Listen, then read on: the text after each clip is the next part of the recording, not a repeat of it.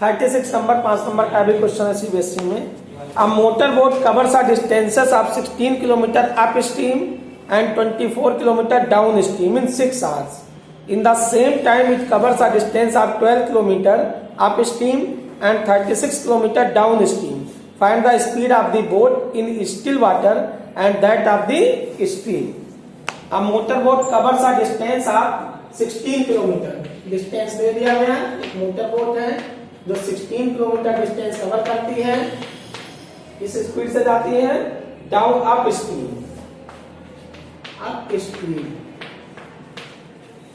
और 24 kilometre distance cover करती है।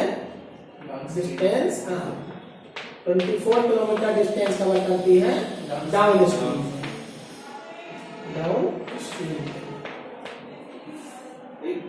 In the same time it covers a distance 12 kilometre up stream, इससे 12 kilometre distance cover करती है अप स्ट्रीम में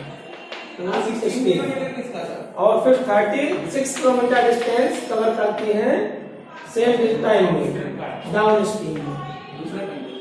तो हमें स्पीड ऑफ दी बोट पता करना है इन स्टिल वाटर। हाँ, speed of the boat in still water. Speed of the boat पता करो ठीक इन स्टिल वाटर में। यह क्वेश्चन है। एक मोटर बोट है जो डाउन स्ट्रीम जाती है तो 24 किलोमीटर डिस्टेंस कवर करती है डाउन स्ट्रीम में और 16 किलोमीटर डिस्टेंस कवर करती है अप स्ट्रीम में। वही टाइम ले लेती है, सेम टाइम लेगी 12 किलोमीटर। हाँ, अब डाउन स्ट्रीम और अप स्ट्रीम में क्या होता है, जब हम मोटर बोट या स्टीमर हो गया, मोटर बोट या स्टीमर, तो जब हम इसको डाउन स्ट्रीम मतलब होता है कि जिधर वाटर फ्लो हो रहा है उसी डायरेक्शंस में आप बोट को ले जाओ। मान लो वाटर का फ्लो इधर है और आप बोट को भी इसी डायरेक्शंस में ले जा रहे हो तो इसको डाउन स्ट्रीम कहेंगे। मतलब on going in the direction of water flow, on going in the direction of water flow, ये डाउन स्ट्रीम हो गया। और अप स्ट्रीम मतलब होता है कि आप पानी का बहाव इधर है, इसके अगेंस्ट आप बोट को ले जा रहे हो, मतलब on going in the opposite direction of water flow, on going in the opposite direction of water flow. आप हरिद्वार में जाओगे तो देखोगे पानी का बहाव बहुत तेज होता है वहाँ, ठीक। हरिद्वार में अब गए होगे तो देखा होगा पानी का बहाव एक तरफ बहुत तेज होता है, जहाँ से पानी गिरता है शंकर जी के ऊपर से, तो वहां से बहुत तेज होता है। अगर उसी डायरेक्शन में बोट को ले जाओगे तो डाउन स्ट्रीम हो जाएगा, अगेंस्ट ले जाओगे तो अप स्ट्रीम हो जाएगा। तो यहाँ पर बोट चलने की कंडीशंस कब चलेगी, तो अगर हम बोट की स्पीड को, मोटर बोट हो गया स्टीमर हो गया, तो अगर हम मोटर बोट की स्पीड को x किलोमीटर पर आवर मान दें और जो स्टीम है, स्टीम मतलब current, flow of water, flow of water, तो अगर हम करंट की स्पीड को, करंट या जो वाटर का फ्लो है उसकी स्पीड को हम y किलोमीटर पर आवर मान लें, तो बोट केवल एक ही कंडीशन में चलेगी जब बोट की स्पीड वाटर फ्लो की स्पीड से ज्यादा होगी। समझ में आया? बोट तभी चलेगी जब बोट की स्पीड या स्टीमर की स्पीड वाटर फ्लो से ज्यादा हो। अगर दोनों की स्पीड बराबर हो जाएगी तो ये स्पीड रुक जाएगी, स्पीड हो जाएगी वहां पर। और अगर मान लो इसकी स्पीड कम हो गई तो ये सिंक हो जाएगी, डूब जाएगी। समझ में आया? अगर वाटर फ्लो ज्यादा है, बोट की स्पीड कम है, तो वाटर क्या करेगा, उसको सिंक कर देगा, डुबो देगा। अगर दोनों की स्पीड बराबर हो जाएगी तो बोट रुक जाएगी, एक 1 मीटर भी नहीं आगे बढ़ेगी। और जब बोट तभी चलेगी जब बोट की स्पीड हर हालत में पानी की स्पीड से ज्यादा हो। तो बोट चलने की एक ही कंडीशन है। समझ में आया? चाहे अगेंस्ट ले जाओ, चाहे आप उसी की डायरेक्शन में ले जाओ, वाटर फ्लो की डायरेक्शन में। बोट केवल एक ही कंडीशन में चलेगी जब बोट की स्पीड हर हालत में वाटर की स्पीड से ज्यादा हो। ये समझ में आया? इन दोनों कंडीशंस में बोट नहीं चलेगी। तो बोट चल रही है 16 किलोमीटर गया, तो हमें क्या करना है कि बोट की स्पीड, अगर हम मान लो बोट की स्पीड y मानते हैं, इसको x मानते हैं तो y माइनस x लिखेंगे। हमेशा बोट की स्पीड में से ही वाटर की स्पीड माइनस करना है। वाटर में से बोट माइनस किया, इसका मतलब क्या हुआ, वाटर ज्यादा हो गया तो बोट कहाँ चलेगी। समझ में आया? तो आपको जो बोट की स्पीड आप L मानो, M मानो, K मानो, कोई भी मानोगे, तो जब हमें डाउन स्ट्रीम की बात आएगी तो हम बोट की स्पीड में से ही वाटर की माइनस करेंगे, ना कि वाटर में से बोट माइनस करेंगे। ये समझ में आ गया? बेसिक कंसेप्ट समझ में आया इसका। अब हम यहाँ पर ये दोनों चीजें हमने मान लिया और ये भी हम लेट करेंगे। कंडीशंस क्या है चलने की, तो लेट हम क्या करेंगे, x is greater than y, ये मान के चलेंगे। समझ में आया?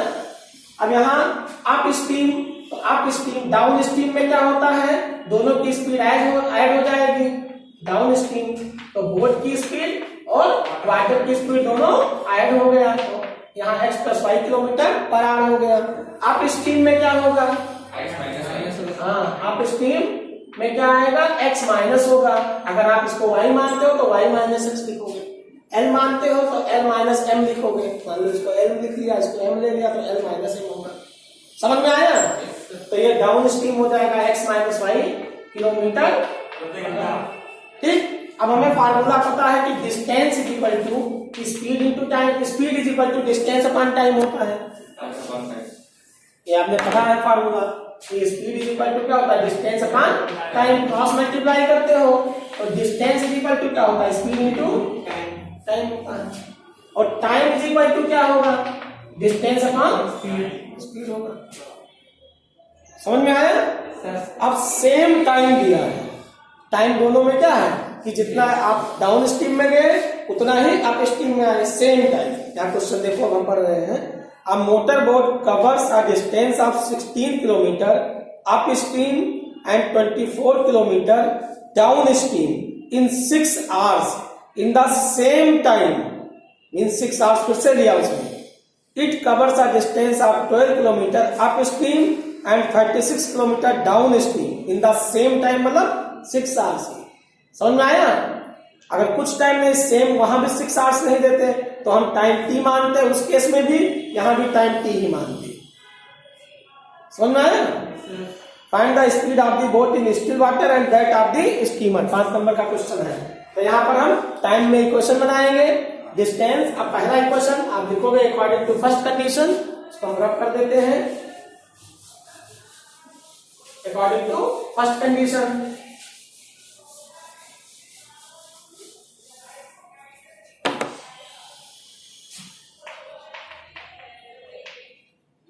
According to first condition of the problem, ये सब लिखना पेपर में। First condition of the problem है, फर्स्ट कंडीशन इस time is equal to distance upon में speed is equal to time. अब डाउन, अब देखो यहाँ पर, अब motor boat cover a distance 16 kilometre distance गई, किस स्पीड से गई, upstream, means x minus y से, प्लस में प्लस एंड मतलब प्लस 24 किलोमीटर डिस्टेंस गई, किस स्पीड से, downstream, x plus Y, और दोनों ले करके टाइम कितना लगा, 6 आवर्स। ये आपका इक्वेशन फर्स्ट हो गया। समझ में आया? According to second conditions, second conditions क्या है, according to second condition of the problem, in the same time it covers a distance 12 kilometre distance गई, upstream means x minus plus में, and that of 36 kilometre गई, downstream x plus y is equal to 6 hours. Same time, वही time इसमें भी लगा। ये आपका equation second हो गया। समझ में आया? अब हम इसको 6 से डिवाइड भी कर सकते हैं, ये दोनों कोएफिशिएंट हमें बराबर करना है, या इसको 2 से मल्टीप्लाई कर देते हैं, फिर इसके साथ सॉल्व कर लेते हैं, ऐसे भी कर सकते हो आप। कोएफिशिएंट बराबर करना है तो हम यहाँ क्या करते हैं, 4 से डिवाइड करते हैं, 4 से न्यूमरेटर को हम दोनों तरफ डिवाइड कर देंगे, या 4 कॉमन ले लेते हैं, छोटा बन जाए जिससे, तो हम 4 कॉमन लेंगे तो यहाँ क्या आ जाएगा, 4 4 जा 16, तो 4 अपॉन x माइनस वाई हो गया, 4 6 जा 6 अपॉन x प्लस वाई हो गया। ठीक, इज इक्वल टू यहाँ पर 6 हो गया। समझ में आया? अब 4 से काटेंगे 2 2 जा 2 3 जा, ये 2 आपका यहाँ आ गया तो 3/2 हो गया। ये समझ में आया? तो इक्वेशन बन गया आपका 4/x माइनस वाई प्लस में 6 में x plus y is equal to 3/2। ये आपका फर्स्ट इक्वेशन हो गया। ये थर्ड हो गया। अब फोर्थ लिखेंगे, इसको फोर्थ मान लेंगे, यहाँ 6 कॉमन ले लेते हैं, 6 कॉमन लो तो 6 से हम डिवाइड करते हैं, 6 2 जा लेके आ जाएगा 2/x माइनस वाई प्लस में 6 6 जा तो 6/x इज इक्वल टू 6 से उसको डिवाइड करोगे समझ में आया? अब हम यहाँ पर सब्ट्रैक्ट कर देते हैं क्योंकि ये दोनों कोएफिशिएंट बराबर हो गए, तो हम माइनस करेंगे, ये माइनस नीचे वाले इक्वेशन के साइन ये फोर्थ इक्वेशन मान लेंगे, क्योंकि 1 2 फिर 3 4। समझ में आया? ये कैंसिल हो गया पूरा टर्म्स। अब यहाँ पर देखो डिनोमिनेटर सेम है, न्यूमरेटर माइनस हो जाएगा, 4 में से 2 माइनस हो गया तो 2/x माइनस बराबर में 3/2 में से 1 माइनस होगा 1/2 तो 3/2 ऐसे लिखोगे, माइनस 1/1 क्रॉस मल्टीप्लाई करोगे तो 3 - 2 अपॉन में 2 तो 1/2 हो गया। समझ में आया? तो ये वैल्यू आ गया 1/2। अब यहाँ पर क्रॉस मल्टीप्लाई फिर से करेंगे तो x माइनस वाई किसके बराबर होगा, 2 2 जा 4 के। अब x माइनस वाई की हम वैल्यू यहाँ रख देंगे, किसी एक में रख देते हैं इक्वेशन में, इसी में रख देते हैं फर्स्ट वाले में, तो x माइनस वाई की जगह हम क्या रखेंगे 4, तो यहाँ ये वैल्यू क्या हो गई 4 से इसको काटेंगे 4 4 जा 16 हो गया, तो यहाँ 4 आया, ये प्लस है उधर जाएगा माइनस हो जाएगा, तो ये आपका 2 हो जाएगा। समझ में आ रहा है? तो ये खत्म हो गया ये आपका, और यहाँ क्या बन गया 2 बन गया। ठीक, अब यहाँ इसको 2/1 करोगे तो 2 1 जा और 2 12 जा, कैंसिल हो सकता है। जब इक्वालिटी लगा हो तो न्यूमरेटर से काट सकते हो, डिनोमिनेटर से काट सकते हो। समझ में आया? किस केस में? मल्टीप्लिकेशन के केस में। यदि अब यहाँ मान लो 3 + 4 होता है, यहाँ 5 + 6 होता है, तो थोड़े काट देते 5 8 काट। समझ में? अब यहाँ x + y किसके बराबर हो गया, यहाँ पर 12 हो गया, तो x + y की वैल्यू आपको मिल गई x + y = 12 और x - y = 4। यही मिला ना? तो इक्वेशन बन गए। अब अगेन एडिंग, फिर से ऐड करो, ऐड करने पर कैंसिल हो जाएगा, साइन चेंज नहीं होता एडिशन पर, क्योंकि प्लस माइनस ऑलरेडी है। तो आप चाहो तो सब्ट्रैक्ट करो तो साइन चेंज कर लोगे, और ऐड कर दोगे तो y कटेगा, सब्ट्रैक्ट करोगे तो x कटेगा, किसी एक को तो कैंसिल करोगे ना। तो हम यहाँ पर ऐड कर देते हैं, कैंसिल हो गया, x में x ऐड करो बराबर में 12 में 4 ऐड करो 16 हो गया, तो x बराबर कितना आएगा 8 किलोमीटर पर 8 हो गया। अब यहाँ 8 रखेंगे तो y बराबर +8 है, उधर जाएगा माइनस, तो y बराबर कितना आ जाएगा 12 में से 8 माइनस कर दोगे तो x की वैल्यू आ गया 8 किलोमीटर पर आवर और y की वैल्यू आ गया 4 किलोमीटर पर आवर। समझ में आया? Yes sir. Clear? Yes sir. अब ये मैंने ऐसे इसी में कैलकुलेशन कर दिया, समझ में आ रहा है बच्चा? देखो क्लियर दिख रहा है ना?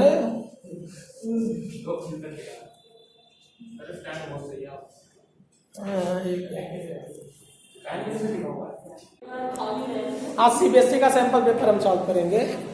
सीबीएसई का सैंपल पेपर 4 नंबर 5 नंबर वाले क्वेश्चन करते हैं। 32 number, question number 32। Sine A minus में कॉस ए प्लस में 1 divided by sine A plus में cos A minus 1 is equal to 1 upon में सेक ए माइनस 10। इसको आपको सॉल्व करना है। Sine A minus cos A plus 1 upon में sine A plus cos A minus 1 is equal to 1 upon sec A minus में 10 है। ठीक, तो हम इसको रेशनलाइज कर देते हैं। माइनस साइन है, इसको हम a मान लेते हैं और 1 को हम b मान लेते हैं। रेशनलाइजिंग द डेनोमिनेटर, डेनोमिनेटर को रेशनलाइज करोगे, ठीक, जिससे मल्टीप्लाई उसी से डिवाइड। तो यहाँ हम अगला स्टेप क्या करेंगे, साइन ए माइनस में कॉस ए प्लस में 1 divided by sine A plus में कॉस ए माइनस 1, इससे मल्टीप्लाई एलएचएस लेते हैं हम लेफ्ट हैंड साइड, एलएचएस लेते हैं, आरएचएस हमें प्रूव करना है। मल्टीप्लाई करेंगे साइन ए प्लस में कॉस ए प्लस 1 से मल्टीप्लाई और इसी से हम डिवाइड करेंगे साइन ए प्लस में कॉस ए प्लस 1, जिससे मल्टीप्लाई उसी से डिवाइड। समझ में आया? अब यहां पर देखो sign A plus 1, sign A plus 1, sign A plus 1, तो ये फार्मूला बन जाएगा a, इसको हम साइन ए प्लस 1 को a मान लेते हैं और cos a को b मान लेते हैं। फिर फार्मूला हो जाएगा a माइनस b, यहाँ आ गया आपका a प्लस b।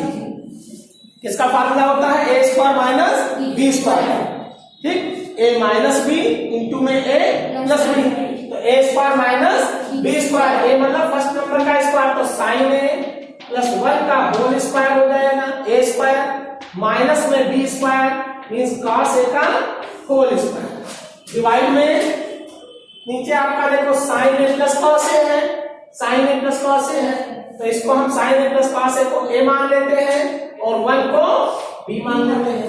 यहाँ भी फार्मूला बन गया a minus b a plus b, इसका फार्मूला हो गया a square minus b square, a square means sine a plus में cos a का whole square minus b square means 1 का होल स्क्वायर। ना समझ में आया? अब यहाँ पर a प्लस b का होल स्क्वायर लगाएंगे, यहाँ पर a प्लस b, यहाँ भी a प्लस b का होल स्क्वायर। समझ में आया?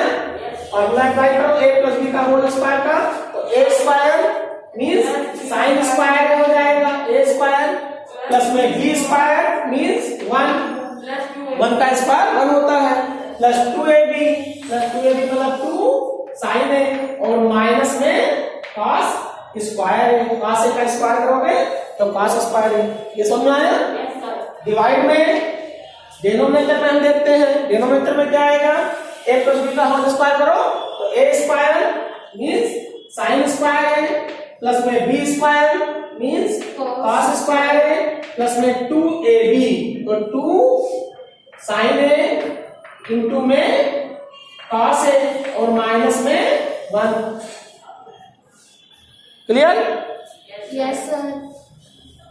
अब साइन देखो, साइन ये आपने आइडेंटिटी पढ़ा है कि साइन स्क्वायर ए, ये फार्मूला आपने पढ़ रखा है कि साइन स्क्वायर ए प्लस में cos square A is equal to 1 होता है, तो साइन स्क्वायर ए बराबर क्या होगा, 1 minus cos square. cos square transpose कर दिया एलएचएस से आरएचएस में। अब यहाँ देखो बेटा 1 और माइनस में cos स्क्वायर है, क्या बन जाएगा, साइन स्क्वायर। साइन स्क्वायर है, और ये एक पहले से साइन स्क्वायर है, तो कितना साइन ए स्क्वायर हो गया, 2, तो 2 साइन स्क्वायर हो गया और प्लस में 2 साइन ए हो गया। समझ में आया? ये और ये दोनों टर्म्स मिलके एक टर्म्स बन गया साइन स्क्वायर। यहाँ पर देखो साइन स्क्वायर है प्लस में cos स्क्वायर है, इसकी वैल्यू क्या होती है, 1 होती है, तो ये वैल्यू दोनों मिलकर के क्या बन गया, +1, और यहाँ क्या है -1 है ना, तो +1 और -1 दोनों क्या हो गए, 0 कट गया ना, तो हम इसको काट सकते हैं, ये मतलब ये वाला दोनों टर्म्स 1 से कट जाएगा, तो डिनोमिनेटर में क्या आएगा, 2 sin a into cos a। ये समझ में आया? Yes sir. क्योंकि ये दोनों मिलके एक बन गया ना, और एक माइनस में भी है, तो ये प्लस हुआ और वो माइनस हुआ, तो 0 बन गया ना दोनों। ये इतना समझ में आ गया? Yes sir. तो यहाँ पर हम अगले स्टेप में लिखेंगे, नेक्स्ट स्टेप में ये तो साइन स्क्वायर है और यहाँ 1 माइनस cos स्क्वायर है, तो साइन स्क्वायर है और प्लस में 1 माइनस cos स्क्वायर है, क्या बन गया, साइन स्क्वायर है, और प्लस में 2 साइन है, डिवाइड में sine square plus cos square 1 हो गया, और यहाँ -1 था तो ये दोनों टर्म्स 1 के साथ कैंसिल हो गया। तो डिनोमिनेटर में क्या आया? 2 sin A sine A into में cos A कॉस ए हो गया। ठीक, अब साइन स्क्वायर में साइन स्क्वायर ऐड करो, 2 sin square A 2 sine square हो गया, 2 साइन स्क्वायर प्लस में 2 साइन ए। 2 कॉमन ले लेंगे। हाँ, अभी 2 साइन ए कॉमन ले लेंगे, और यहाँ क्या नीचे बचा 2 साइन ए इंटू में कॉस ए। ठीक, ऊपर न्यूमरेटर में देखो 2 साइन स्क्वायर ए प्लस में 2 साइन ए, तो दोनों में क्या कॉमन है? 2 sin A 2।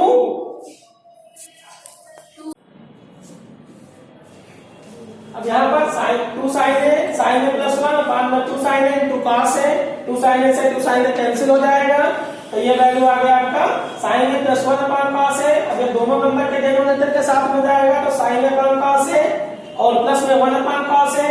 Sign A upon cos A को हम यहाँ पर tan ए लिखेंगे और 1 अपॉन कॉस ए सेकंड हो जाएगा। ये आपका, इसको हम इक्वेशन फर्स्ट मान लेंगे। आरएचएस को भी हम सॉल्व करेंगे, 1 अपॉन सेकंड माइनस tan ए हमें लाना है, तो हम इसको रेशनलाइजिंग द डिनोमिनेटर अप्लाई करेंगे। तो डिनोमिनेटर में आपका sec a माइनस tan ए है, साइन चेंज करके हम रेशनलाइज करेंगे, sec a प्लस tan ए से मल्टीप्लाई करेंगे, sec a प्लस tan ए से डिवाइड करेंगे। अब यहाँ पर आगे हम इसको सॉल्व करते हैं।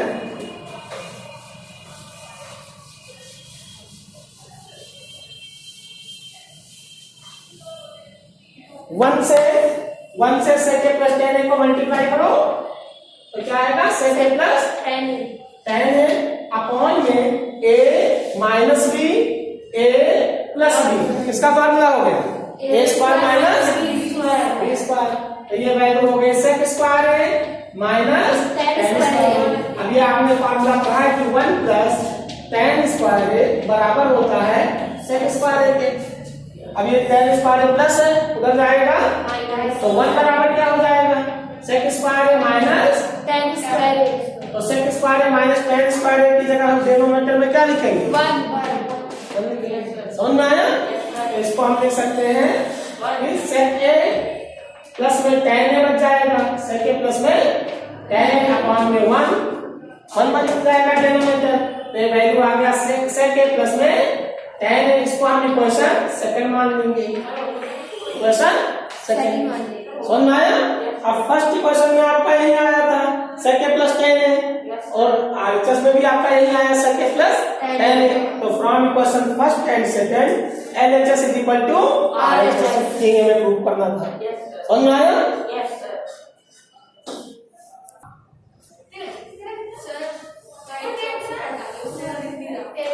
क्वेश्चन और करते हैं। Find two consecutive odd positive integer sum of whose square is 290। NCERT का क्वेश्चन है। Find two consecutive odd positive integer sum of whose square is 290। Consecutive मतलब होता है लगातार, और ऑड पॉजिटिव नंबर लेना है, ऑड पॉजिटिव नंबर। तो जब कभी हम ऑड पॉजिटिव नंबर की बात करते हैं तो हम 2x प्लस 1 से स्टार्ट करते हैं, या 2n प्लस 1 आप लिख सकते हो, 2n प्लस 1 से स्टार्ट करते हैं। और 2n प्लस 1 हमेशा ऑड आएगी। l की वैल्यू आप कुछ भी रखो, चाहे इवन रखो चाहे ऑड रखो, इवन ऑड कुछ भी वैल्यू पुट कर दो, 2n प्लस 1 हमेशा ऑड आएगी। समझ में आया? और जब हम इवन की बात करते हैं, इवन पॉजिटिव नंबर की, तो हम 2n से स्टार्ट n की वैल्यू आप कुछ भी रख दो, चाहे n की वैल्यू इवन रख दो चाहे ऑड रख दो, 2n हमेशा इवन आएगी। अगर n की वैल्यू हम 3 रखते हैं तो 2 3 जा 6, अगर हम n की वैल्यू 4 रखते हैं तो 2 4 जा 8, हमेशा इवन आएगी 2n की वैल्यू, चाहे ऑड आप पुट करो और चाहे इवन रखो। और 2n प्लस 1 हमेशा ऑड आएगी, n की वैल्यू चाहे इवन रखो चाहे ऑड रखो। n की वैल्यू अगर आप 5 रखते हो तो 2 5 जा 10 में 1 ऐड करो 11, ऑड आ गया। n की वैल्यू 4 रखते हो तो 2 4 जा 8 में 1 ऐड करो, तो 2n प्लस 1 हमेशा क्या आएगी? ऑड आएगी। चाहे n की वैल्यू आप इवन नंबर 2 4 6 8 ये सब कोई भी पुट करो, चाहे ऑड रखो 1 3 5 7 9 11। समझ में आया? तो जब कभी हम इवन ऑड की बात करते हैं तो हम क्या करेंगे, इवन के केस में 2n लेंगे और ऑड के केस में 2n+1 स्टार्टिंग से। ठीक, अब जब कॉन्जिक्यूटिव की बात होती है तो हमें पता है कि जैसे हम 1 लिखते हैं, 1 में 1 ऐड करते हैं तो 2 आ जाता है, 2 में 1 ऐड करेंगे 3 आ जाएगा, 3 में 1 ऐड करेंगे 4 आ जाएगा। अगर ये कोई नंबर x है तो 1 ऐड करने, अगर ऑड x है, ठीक, तो 1 ऐड करने पर कैसी नंबर मिल जाएगी, इवन मिल जाएगी। अगली जब हम ऑड नंबर लाएंगे तो एक हमें और ऐड करना पड़ेगा, तो अगर x ऑड है तो 2 नंबर ऐड करने पर क्या हो जाएगा, अगली नेक्स्ट ऑड नंबर मिल जाएगी। फिर अगर हम 2 ऐड कर दें तो नेक्स्ट ऑड नंबर मिल जाएगी। मतलब 2 ऐड करने पर सेम जो पॉजिटिव इंटीजर्स है उसी फॉर्म में मिलेगी। अगर x इवन है तो 2 ऐड करने पर नेक्स्ट इवन नंबर मिल जाएगी, 4 ऐड करोगे उसके बाद वाली नंबर मिलेगी, 6 ऐड करोगे उसके बाद वाली नंबर मिलेगी, 10 ऐड करोगे उसके बाद वाली। मतलब हमें अगर उसी सेम, मतलब एक तरीके से सेम सीक्वेंस में नंबर लाना है तो हम क्या करेंगे, 2 ऐड करेंगे। तो अगर हम स्टार्टिंग की बात करते हैं तो 2n हमेशा इवन आएगी। इवन जब हम नेक्स्ट इवन नंबर की बात करेंगे तो 2n+2 आएगी। समझ में आया? Second consecutive positive integer, even integer. समझ में आया? ये समझ में आया? फर्स्ट पॉजिटिव इंटीजर आपका 2n हो गया। सेकंड कॉन्जिक्यूटिव लगातार इवन पॉजिटिव इंटीजर क्या हो जाएगा, 2n+2 हो जाएगा। थर्ड क्या हो जाएगा, 2n+4 हो जाएगा। फिर फोर्थ 2n+6 हो जाएगा। मतलब 2 ऐड करना, ये इवन का केस हो गया। समझ में आया? ऑड में भी यही आएगा, पहली पॉजिटिव इंटीजर 2n+1 होगी, अगली क्या हो जाएगी, 2n+3 हो जाएगी, 2 ऐड करोगे, नेक्स्ट क्या होगा, 2n+5 हो जाएगा, इसके बाद क्या आएगा, 2n+7। समझ में आ गया? तो यहाँ पर क्वेश्चन में यही कहा गया है। अब हम क्वेश्चंस करते हैं। इसमें कहा गया है find 2 consecutive odd positive integers sum of whose square is 290। 2 आपको कॉन्जिक्यूटिव ऑड पॉजिटिव इंटीजर लेना है। तो पहली हम मानते हैं let first consecutive odd positive integer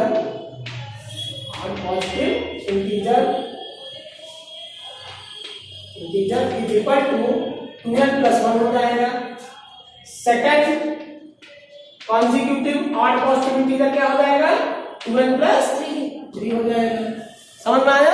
अब बाय कंडीशन या according to problems, by condition या according to problem, according to question में क्या कहा गया है कि जो ऑड पॉजिटिव इंटीजर है इनका स्क्वायर करो, 2n+1 का स्क्वायर और 2n+3 का स्क्वायर, और इन दोनों का सम करो, एडिशन करो।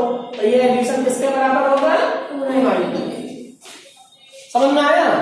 तो हमें पता करना है कि वो ऑड पॉजिटिव इंटीजर कौन सी है, n की वैल्यू हमें पता करना है। क्वेश्चन समझ में आया? तो यहाँ पर 2n+1 का होल स्क्वायर 2n+3 का होल स्क्वायर बराबर है 290 के।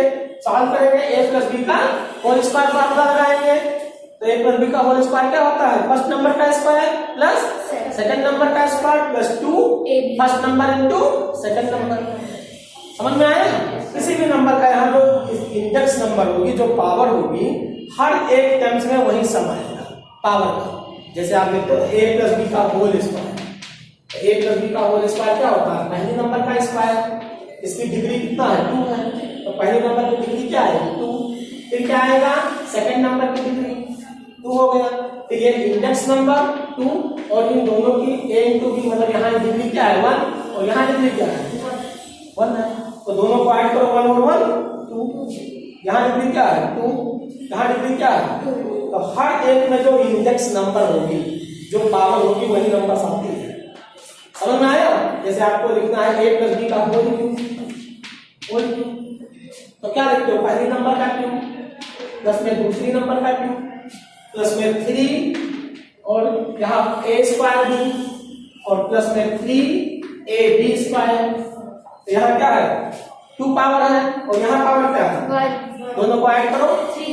यहाँ क्या है पावर 1 और वहाँ b की पावर क्या है 2, इसकी दोनों की पावर ऐड करो 3, a की पावर 3, b की पावर 3। तो जो नंबर्स है उनकी सेम जो इंडेक्स नंबर है, जो पावर से हर एक टर्म्स में वही पावर आएगी। यदि यहाँ a² करते हैं, यहाँ b² तो पावर जुड़ जाएगा 4 हो जाएगा, तो गलत हो जाएगा।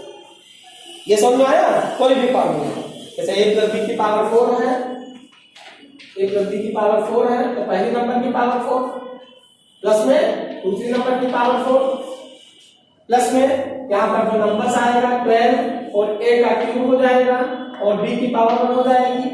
धीरे धीरे क्या होगी, a की पावर कम होती जाएगी। जैसे आपने क्या किया कि a स्क्वायर फिर क्या लिखा 2ab फिर b स्क्वायर, मतलब a की पावर कम होती जाएगी और b की पावर बढ़ती जाएगी। ये रूल होता है इसका, ये आगे आप करोगे 11th में। समझ में आया?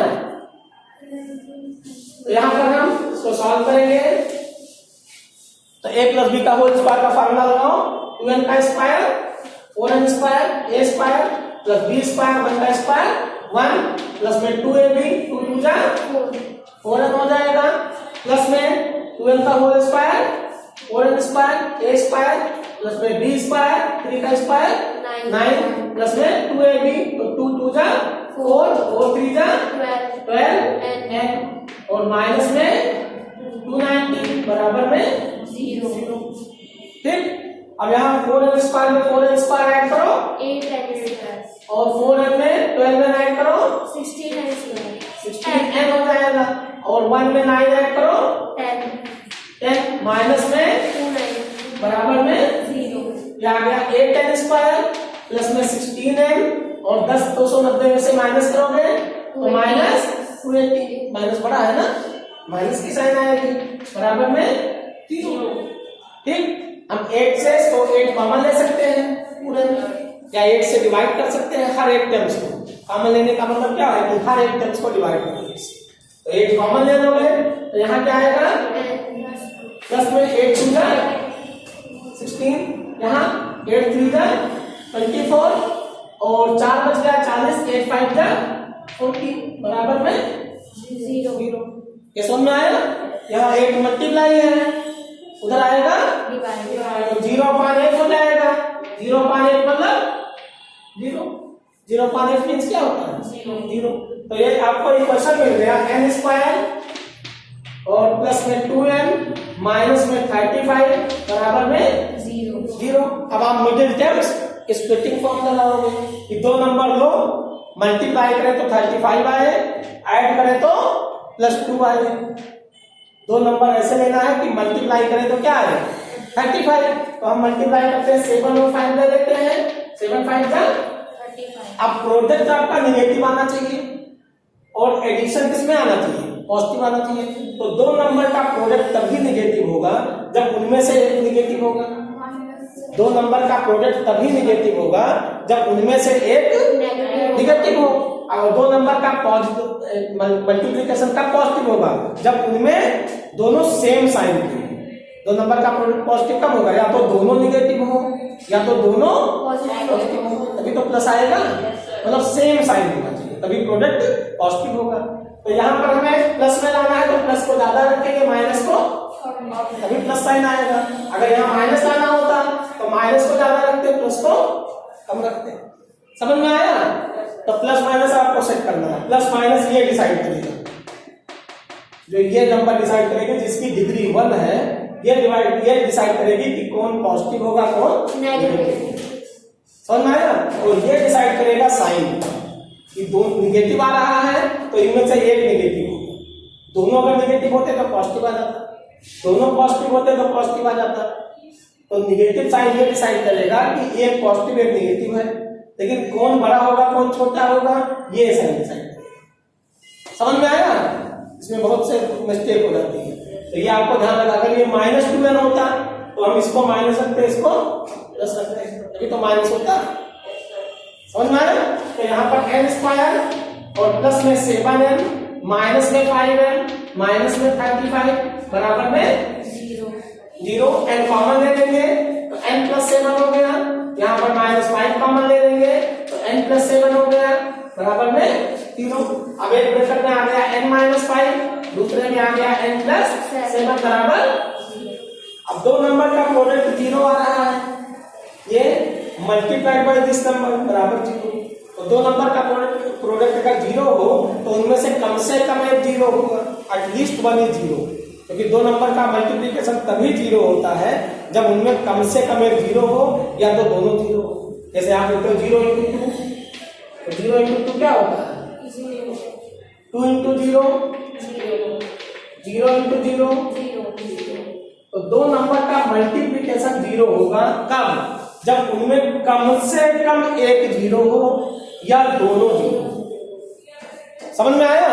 तो यहां पर हम कंडीशन लिखेंगे if n minus 5 is equal to 0 और n plus 7 is equal to 0, क्योंकि दोनों नंबर्स का प्रोडक्ट जीरो के बराबर है। ये इफ और आर के नंबर्स होते हैं, हाफ नंबर्स होता है इसका। कहां से ये? अब यहाँ क्या लिखोगे इसके? ये तो फैक्टर का है। यहाँ पर देखो आप क्या लिखोगे? If n minus 5 is equal to 0, this implies that n is equal to 5। दूसरा और इफ और लिखना है, समझ में आया? फिर और n plus 7 is equal to 0, this implies that n is equal to -7। अब n जो है वो पॉजिटिव इंटीजर की बात की गई थी, पहले ही लिखा है कि फाइंड टू कॉन्सेक्यूटिव और पॉजिटिव इंटीजर, तो ये तो नेगेटिव इंटीजर आ गया, तो ये रिजेक्ट हो जाएगा। तो n की वैल्यू हम क्या लेके चलेंगे? 5 लेके चलेंगे। अब पहली नंबर आपकी क्या होगी? हमने फर्स्ट इंटीजर माना था 2n प्लस 1, तो 2 इंटू 5 प्लस 1 हो गया, 2 5 का 10, 10 में 1 ऐड करो 11 हो गया पहली इंटीजर। दूसरी नंबर हमने माना था 2n प्लस 3, तो 2 इंटू 5 प्लस में 3 हो जाएगा, 2 5 का 10, 10 में 3 ऐड करो 13। एक आपकी 11 है, दूसरा 13 है। अब हम चेक करेंगे कि दोनों नंबर का स्क्वायर करो और 290 आना चाहिए। दोनों नंबर का क्या करना है? स्क्वायर, और क्या लाना है? 290। तो 11 का स्क्वायर करोगे 121 और 13 का स्क्वायर करोगे 169। दोनों को ऐड करोगे तो कितना आ जाएगा? 9 1 10, 6 2 8 और 1 9 और 1 और 1। चलो आंसर आपका सही है। सर कौन सा?